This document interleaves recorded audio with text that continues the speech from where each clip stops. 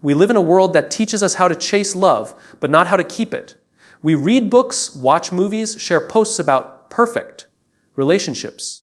But rarely do we pause to ask, what does it actually take to be a better partner? It's not about saying the right words. It's about learning the right emotional skills. Let me tell you something.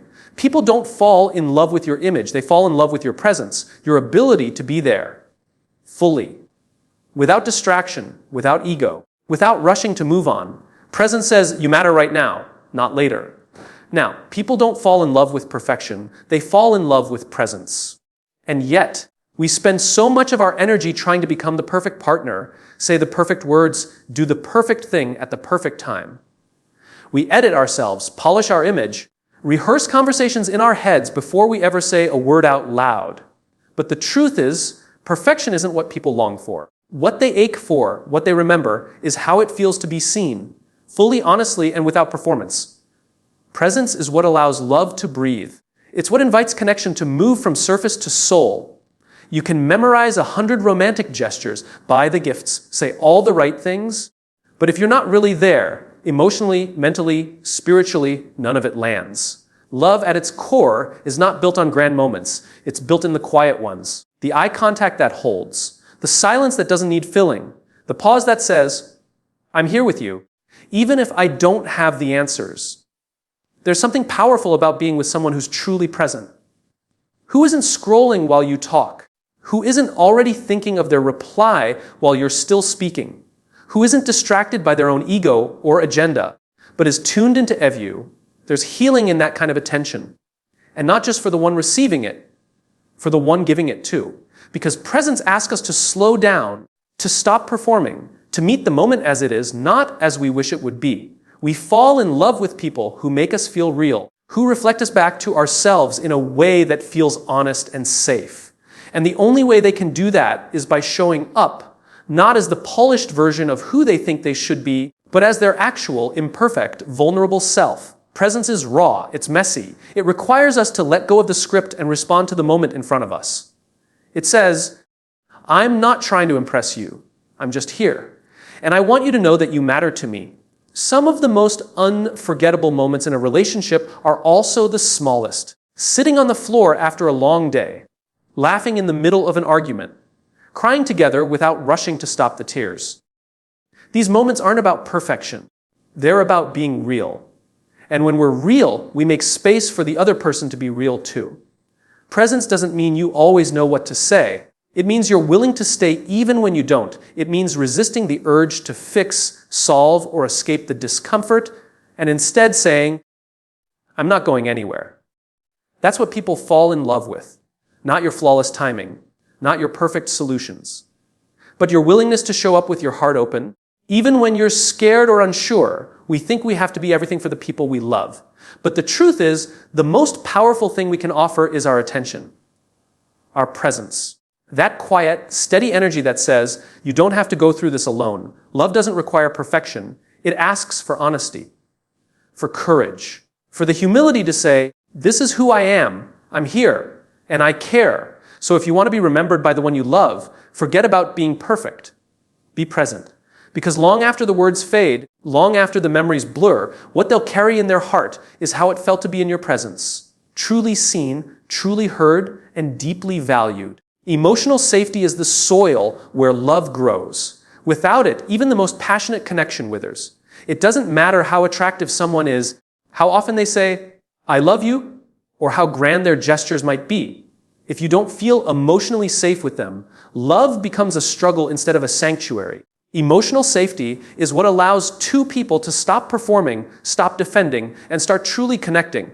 It is the invisible foundation beneath trust, vulnerability, and lasting intimacy. In a relationship, emotional safety means you can speak without fear. It means your feelings won't be dismissed, your thoughts won't be mocked, and your needs won't be used against you later. It means being able to show up as your whole self. Even the parts that are still healing, still growing, still learning.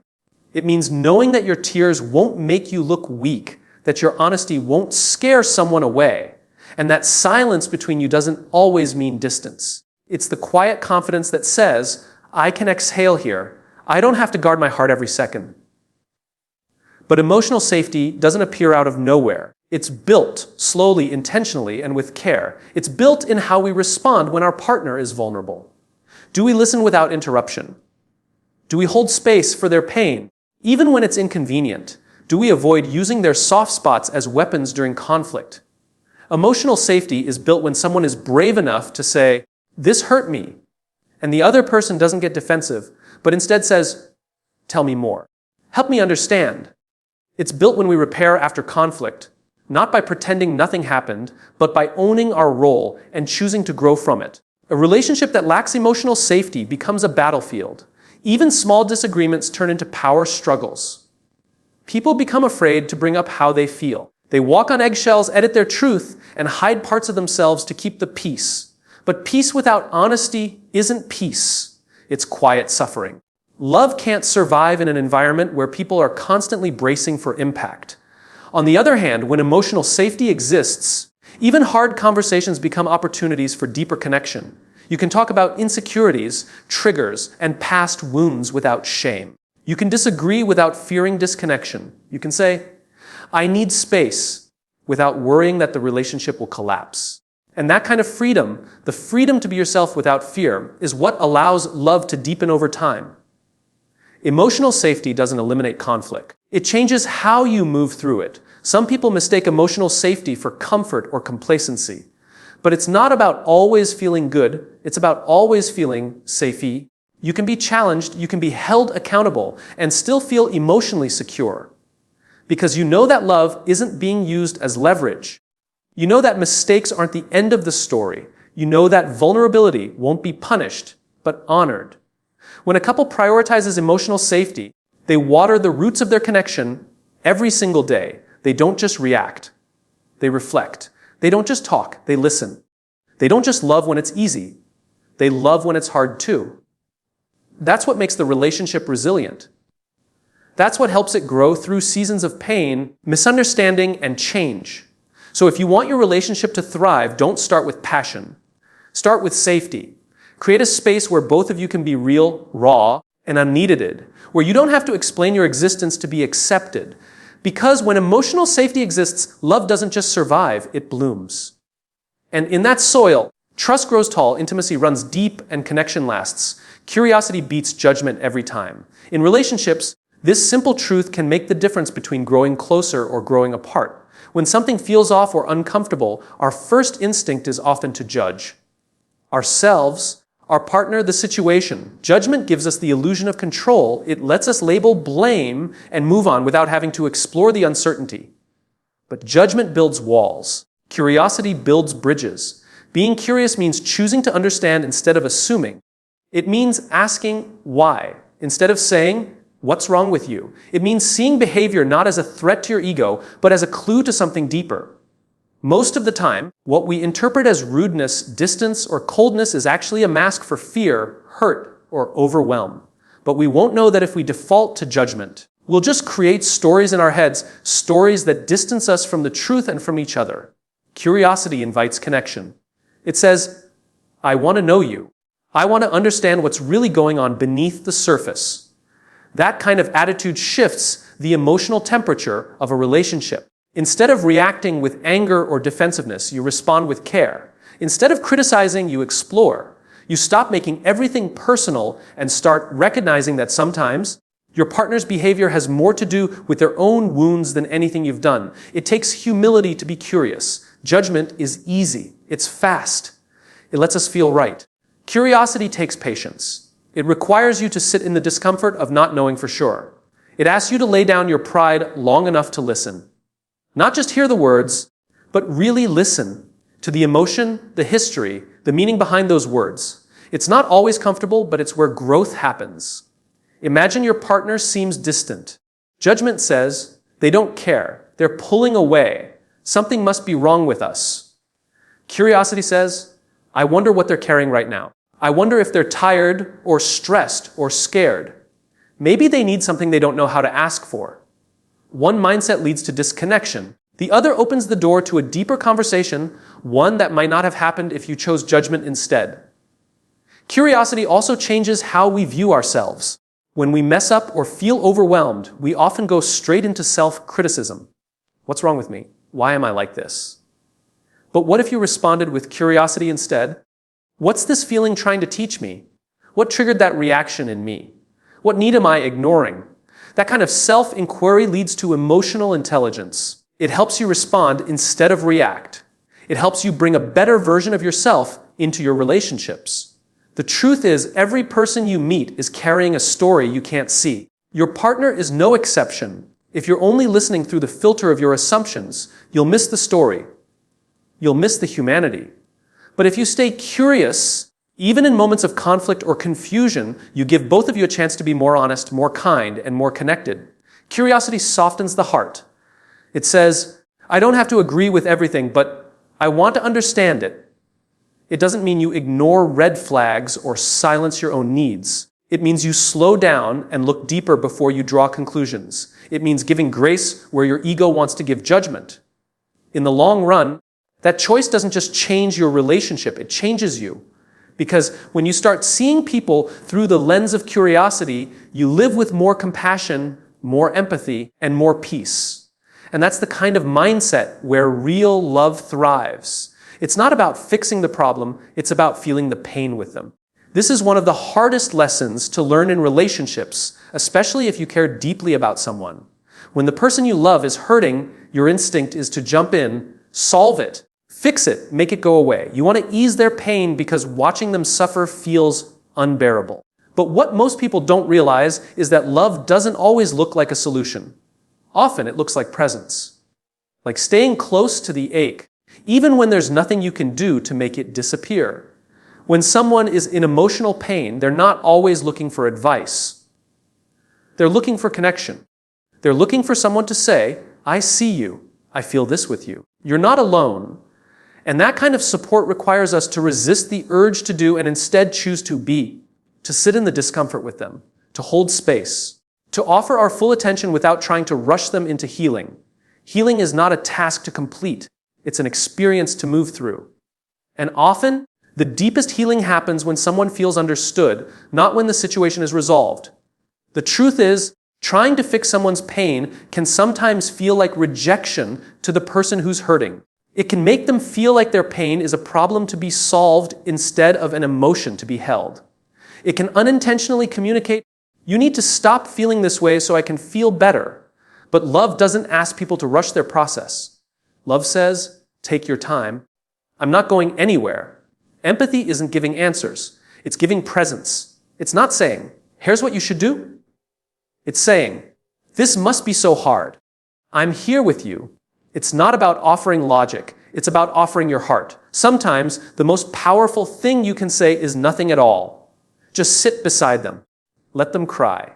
Let them vent. Let them feel. Let the silence be filled with your steadiness. Let them know they're not broken for feeling broken.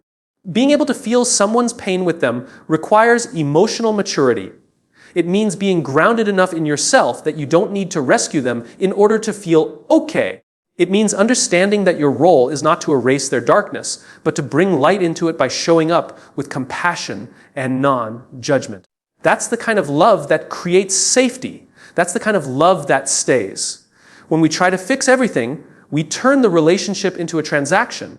But when we choose to feel the pain with someone, we turn the relationship into a refuge. And that is what most people are truly longing for. Not answers, not solutions, but safety.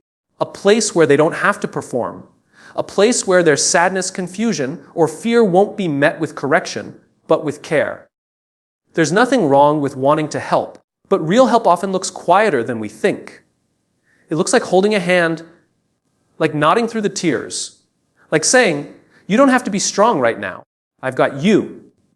Love doesn't always cure the pain, but it does make it more bearable. And that changes everything. So next time someone you love is hurting, don't rush to fix them. Slow down, sit with them, feel with them. That act of shared humanity is more healing than any advice could ever be. Because in the end, people don't remember what you fixed. They remember how you made them feel. They remember that they weren't alone. And sometimes, that's all they ever needed. You can't love someone well until you've learned to sit with your own discomfort. That truth is one of the most overlooked foundations of healthy relationships. We often focus on how to communicate, how to support our partner, how to make things work. But we skip the part where we learn to face ourselves. We skip the inner work. The truth is, until you've made peace with your own emotional storms, you'll carry them into every interaction, especially with the person you love most. Loving someone well means being able to hold space for their pain without making it about you. It means not shutting down when they express something that triggers your insecurities. It means not rushing to change the subject or minimize their feelings or fix the situation just to avoid feeling powerless. But you can't do that if you've never learned to sit with your own emotional discomfort. If you've spent your life running from your fears, avoiding your sadness, or numbing your anxiety, you won't have the capacity to stay steady when someone else is going through theirs.